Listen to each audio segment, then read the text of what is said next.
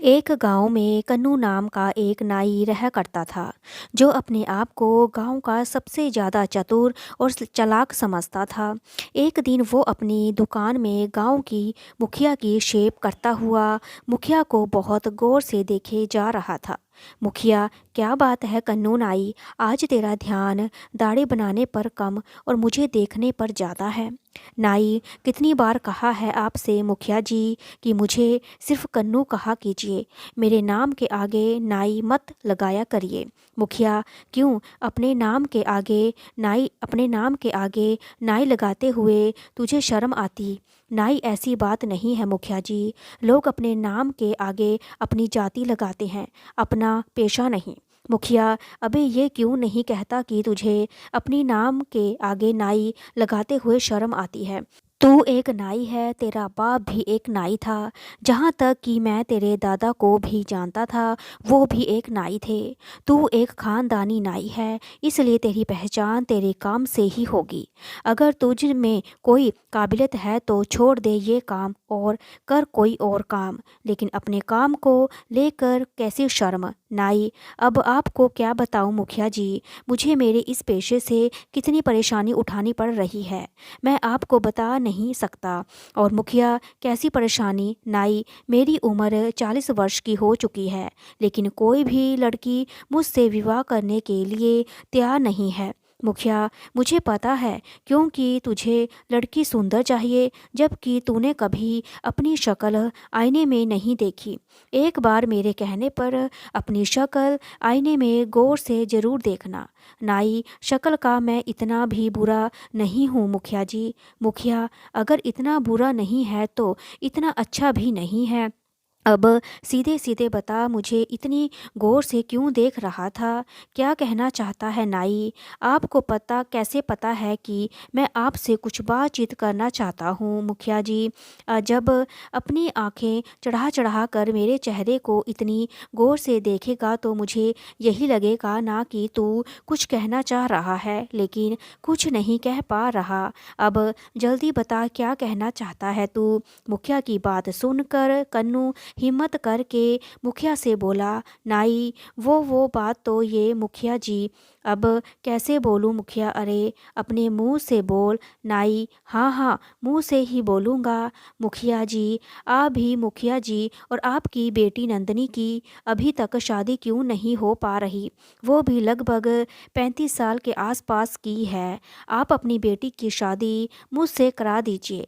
कन्नू की बात सुनकर मुखिया गुस्से से आग बबूला होकर उठकर खड़ा हो जाता है और उसने जोरदार थप्पड़ कन्नू के गाल पर जड़ देता है। मुखिया, तेरा दिमाग तो ठीक है कन्नू, जानता भी है कि तू क्या बोल रहा है। तेरा बाप मेरे पिता का खास नाई था और सिर्फ तेरा बाप का लिहाज करके तुझे सिर्फ एक थप्पड़ मारा है। अगर तेरी जगह कोई और ये बोलने की हिम्मत करता ना तो मैं उसकी मार मार कर हड्डी पसली एक कर देता।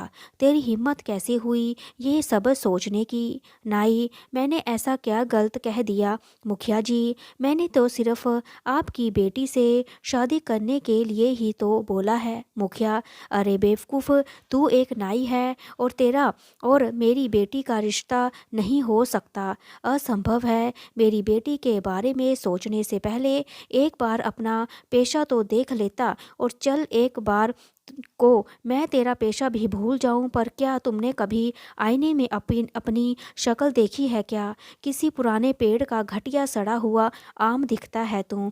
इतना कहकर मुखिया गुस्से से बाहर चला गया। मुखिया की बात कन्नू को बिल्कुल भी पसंद नहीं आई। नाई, थू मुझ पर, अरे अगर मैं नाई हूँ तो इसमें मेरी क्या गलती? क्या मेरे कोई अरमान नहीं है? मेरा कोई सपना नहीं है? ये गांव का मुखिया अपने आप को समझता क्या है? नहीं रहना मुझे इस गांव में और नहीं करना मुझे अब ये नाई का धंधा। अब तो मैं किसी जमींदार की बेटी से विवाह करूंगा और अब इस गांव में कुछ बनकर ही लौटूंगा। अगले दिन कन्नू ने अपनी नाई की दुकान बंद कर दी और नए धंधे की तलाश में वो दूसरे गांव की ओर चल दिया। वो जंगल के रास्ते में ही था, तभी उसके कानों में एक साधु की आवाज़ टकराई। साधु, आगे मत जाना बेटा, आगे एक शेर बैठा हुआ है। नाई, तुम्हारा दिमाग तो ठीक है साधु, शेर घने जंगल में होते हैं। साधु, मैं कोई मामूली साधु नहीं हूँ, यकीन नहीं आता तो कुछ देर मेरे पास बैठ जा। कन्नू साधु के पास बैठ गया और कुछ ही देर में एक शेर दहाड़ता हुआ आकर उस दोनों को घूरने लगा। और नाई, साधु जी, ये शेर तो हम दोनों को खा जाएगा, आपने तो मुझे मरवा दिया। और साधु, चिंता मत करो, जब तक मैं तेरे साथ हूँ शेर तेरा कुछ नहीं करेगा, ये कुछ देर में चला जाएगा। शेर कुछ देर बाद जंगल की ओर चला गया। और नाई, आप तो वाकई बहुत पहुँचे हुए साधु हैं। साधु रहस्यमय अंदाज में मुस्कुराए और बोला, साधु, मैं जानता हूँ तू एक नाई है और नाई का धंधा छोड़कर तू दूसरे धंधे की तलाश में दूसरे गांव जा रहा है ताकि कुछ बनकर अपने गांव लौटे। नाई, आप तो अंतर्यामी भी निकले, बाबा मेरी मदद कीजिए। साधु, क्या चाहता है तू नाई? मैं बड़ा आदमी बनना चाहता हूँ, मैं चाहता हूँ कि मेरा विवाह किसी बड़े परिवार की कन्या से हो, लेकिन मेरे काम को देखते हुए कोई भी बड़ा परिवार अपनी बेटी का विवाह मुझसे नहीं करता, इसलिए मैंने अपना गांव छोड़ दिया, क्योंकि वो सब मुझे नाई नाई बोलकर ही पुकारते हैं। इसी वजह से मैं 36 वर्ष तक उम्र में कुंवारा हूँ। साधु, ठीक है, मैं तेरी मदद करने के लिए तैयार हूँ, लेकिन मैं तुझे अपनी मायावी शक्ति से धन दौलत तो नहीं दे सकता। नाई, मैं आपकी बात का मतलब नहीं समझा। साधु, मैं तुझे एक शक्ति दे सकता हूँ। नाई, कैसी शक्ति साधु जी? साधु, तू जिस किसी भी व्यक्ति को कुछ देर तक गौर तक देखेगा तो तू उस व्यक्ति का कुछ देर बाद भविष्य देख लेगा। नाई, दूसरे के भविष्य को देखने से मुझे क्या फ़ायदा होगा साधु जी? साधु, खुद को बहुत चतुर समझता है तू, अपनी चतुराई से इस शक्ति का फ़ायदा उठा ले, मगर याद रखना, अगर तू मेरी दी हुई शक्ति का फ़ायदा अपनी चतुराई से उठाने में कामयाब हो जाता है तो ये कभी मत भूलना कि तेरा अतीत क्या है। नाई, क्या क्या क्या मतलब है? मतलब कि तू एक नाई था और हाँ, मेरी दी हुई शक्ति का प्रयोग तू सिर्फ अपने जीवन में 2 बार कर सकता है। इतना कहकर साधु मुस्कुराता हुआ वहाँ से चला गया। कन्नू एक दूसरे गांव में चला गया। वो सुबह से लेकर शाम तक एक गांव वालों को देखता रहा।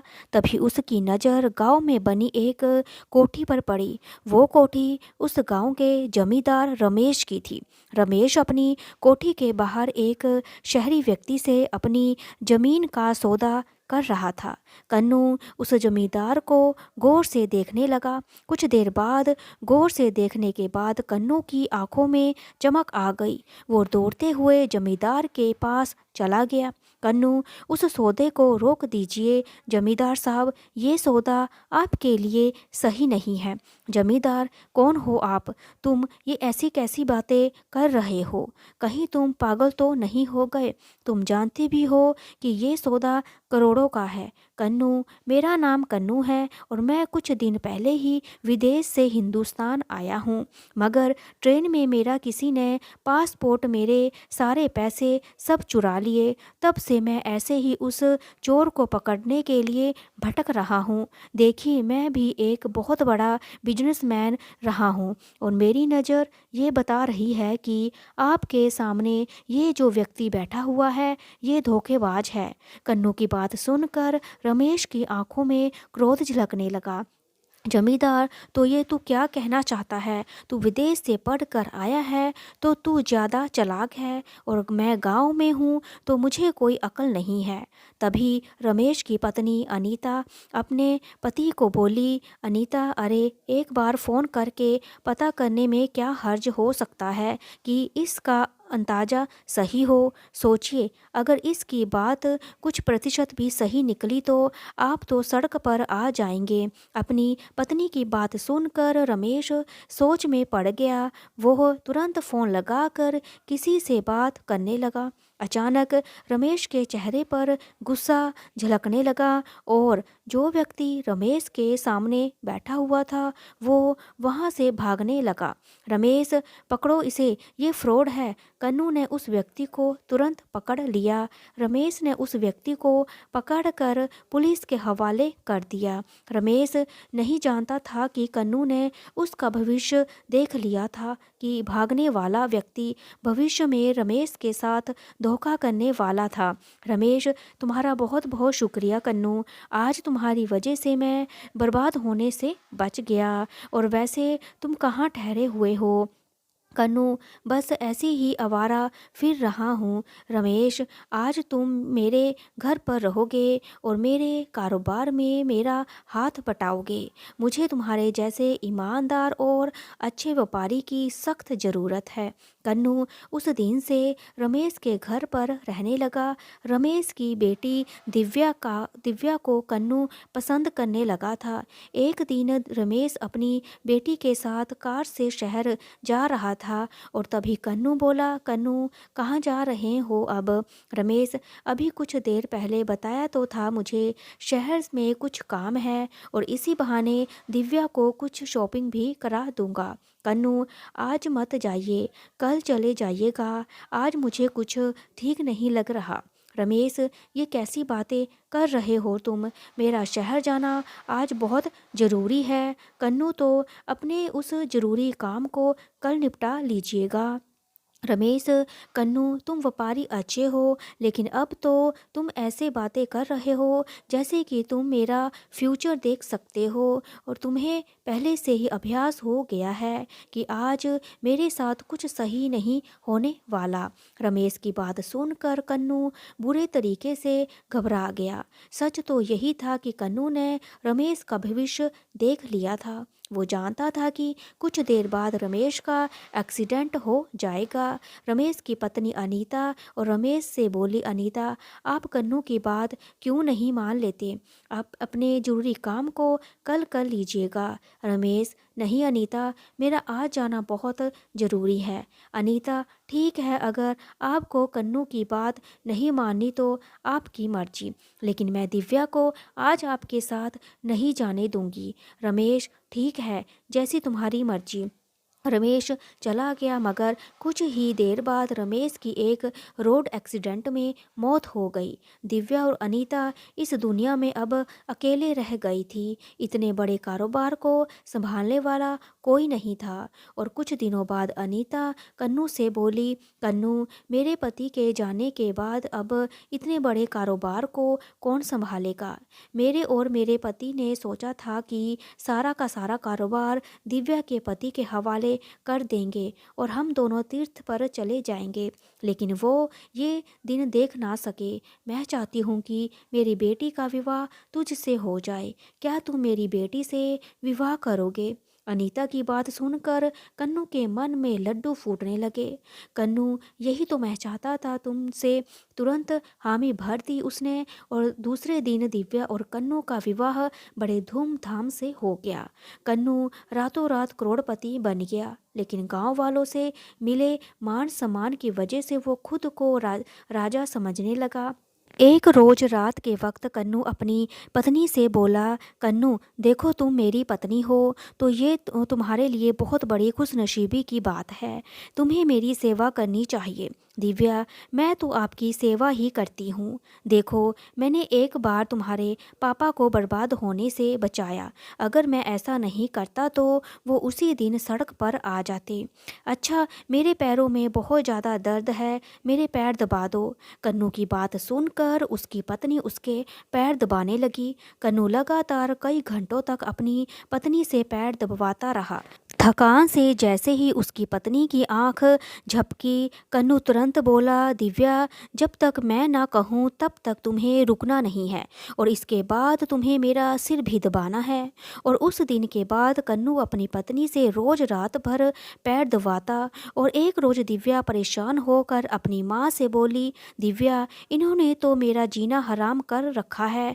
रोज रात भर ये मुझसे कभी पैर तो कभी सिर दबाते हैं, मैं तो सो नहीं पाती। अनीता बेटी, लेकिन तू चिंता मत कर, मैंने सुना है कि यहाँ एक बहुत पहुँचे हुए साधु आए हैं जो सबकी मुसीबतें दूर कर रहे हैं। कल मैं तुम्हें चुपके से उसके पास लेके चलूँगी। अगले दिन दिव्या की माँ अपनी बेटी को उन्हीं साधु के पास ले गई। साधु, क्या बात है बेटी? दिव्या, मेरे पति मुझसे प्यार नहीं करते और मुझसे गुलामों की तरह व्यवहार करते हैं। साधु, तुम्हारा पति क्या करता है? दिव्या ने सारी बात साधु को बता दी। दिव्या की बात सुनकर बाबा रहस्यमय अंदाज में मुस्कुराता हुआ दिव्या से बोले, साधु, जाओ, कल किसी बहाने से अपने पति को मेरे पास भेज देना। दिव्या, क्या वो सुधर जाएंगे? साधु, हाँ, मैं अपनी तंत्र मंत्र की शक्ति से उसे बिल्कुल सही कर दूंगा। कल के बाद वो तुम्हारी किसी भी बात से इनकार नहीं कर पाएगा। दिव्या और उसकी माँ बहुत खुश हो गई। अगले दिन दिव्या अपने पति से बोली, दिव्या, सुनिए जी, सुना है गांव में बहुत पहुँचे हुए ज्ञानी बाबा आए हैं, आप उनसे मिलकर क्यों नहीं आते? कन्नू, हाँ, मैंने भी सुना है कि गांव में कोई पहुंचा हुआ ज्ञानी बाबा आया है। गांव वाले तो पागल हैं और मैं पागल नहीं हूँ। दिव्या, ऐसा नहीं कहते जी, क्यों ना आप उनसे एक बार मिल आते? कन्नू, तुम्हारा दिमाग तो ठीक है, उस बाबा को कन्नू जमींदार से उल्टा मिलने आना चाहिए। भला मैं वहाँ क्यों जाऊँ? मैं वहाँ पर नहीं जाऊँगा। दिव्या मुंह लटकाकर फिर से साधु के पास चली गई। दिव्या, बाबा वो तो आने को तैयार नहीं है, वो तो उल्टा मुझसे ये कह रहे थे कि आपको उनसे मिलने जाना चाहिए। दिव्या की बात सुनकर साधु फिर से मुस्कुराता हुआ बोला, साधु, किसी बहाने से अपनी माँ के साथ कुछ देर के लिए दोपहर के वक्त यहाँ पर आ जाना। तुम्हारी गैर मौजूदगी में मैं तुम्हारे घर पर जाकर तुम्हारे पति का तंत्र मंत्र से सही से इलाज कर दूंगा। दोपहर के वक्त कन्नू, दिव्या, दिव्या, कहाँ हो तुम? तभी कोई जोर जोर से दरवाज़ा पीटने लगा। कन्नू, अब ये दरवाज़ा भी मुझे खुद ही खोलना पड़ेगा। बताओ कैसे दिन आ गए हैं, अब दरवाज़ा खोलने मैं भी सौम जाऊं। इतना बोलकर कन्नू ने दरवाज़ा खोल दिया, मगर सामने का नज़ारा देखकर वो बुरे तरीके से डर गया। उसके सामने उसके पुराने गांव का मुखिया खड़ा था, जो तुरंत अंदर आ गया।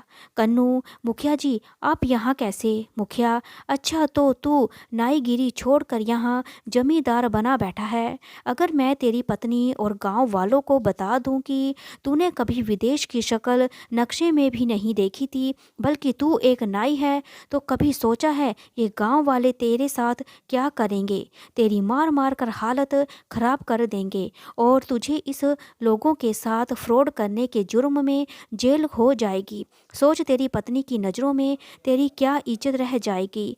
कन्नू, मुखिया जी, मैंने आपका क्या बिगाड़ा है? आप भला ये किसी को क्यों बताएंगे? मुखिया, तेरी पत्नी दिव्या मेरी दूर की रिश्तेदार हैं। कन्नू, क्या मुखिया? अरे सुन कन्नू, तेरी पत्नी को मैंने सब बता दिया है। वो बेचारी तेरे आतंक से बेहद परेशान हो चुकी है और मुझसे उसका दुख देखा नहीं गया।